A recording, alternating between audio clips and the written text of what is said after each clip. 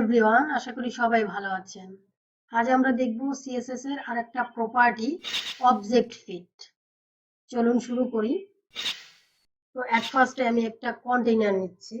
এই কন্টেইনারকে ডিজাইন করছি। Dot container একটা নির্দিষ্ট উইডথ দিচ্ছি 400 পিক্সেল। একটা বর্ডার দিচ্ছি 2 পিক্সেল সলিড রেড কালার। আর যদি না দেন তাহলে অটোমেটিক ব্ল্যাক নেবে। আর প্যাডিং দিচ্ছি 10 পিক্সেল।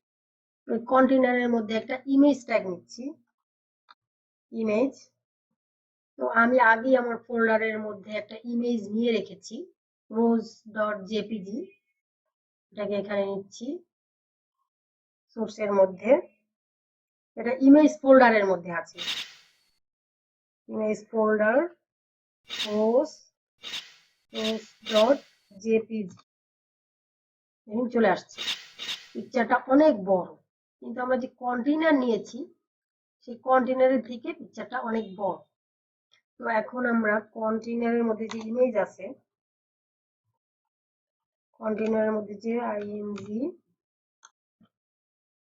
এটার একটা উইথ দিচ্ছি।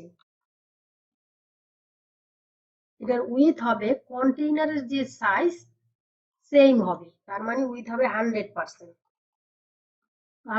উইথ দিলে কন্টেইনারের যে সাইজ সেই অনুযায়ী পিকচারটা নিয়ে নেবে। তো এখন যদি আমি একটা নির্দিষ্ট হাইট দিয়ে দিই, হাইট দিচ্ছি 150 পিক্সেল। এখন হাইটটা নির্দিষ্ট ভাবে দিয়ে দিয়েছি। তো দেখুন এখন পিকচারটা কিন্তু ফেড দেখা যাচ্ছে, পিকচারটা ক্লিয়ার দেখা যাচ্ছে না। অরিজিনাল যে পিকচারটা এটা কিন্তু শো করতেছে না। তো এখন যদি আমরা এখানে সিএসএস এর প্রপার্টি অবজেক্ট ফিট এটা ইউজ করি, অবজেক্ট ফিটে আমাদের 5টা ভ্যালু আছে। একটা হচ্ছে ফিল, যেটা ডিফল্ট।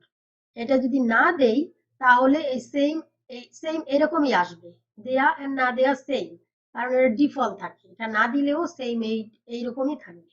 এন্ড আরেকটা হচ্ছে কন্টেইন, যে আমাদের ইমেজটা যেরকম আছে অরিজিনালি ওরকমই আসবে। কন্টেইন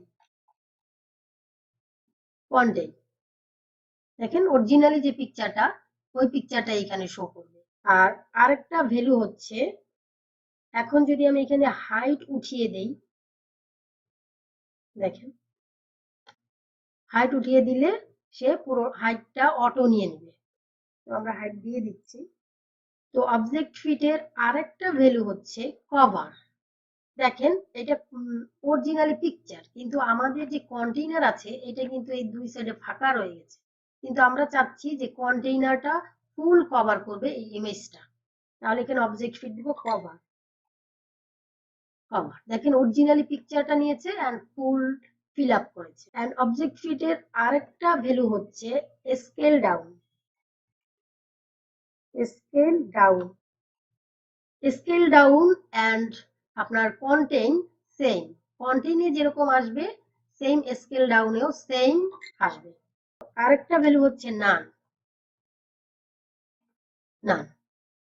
আপনার অরিজিনাল যে সেন্টার পয়েন্টটা, সেই সেন্টার পয়েন্টটা এখানে দেখাবে, কারণ অবজেক্ট ফিটটা আমরা নান করে দিয়েছি।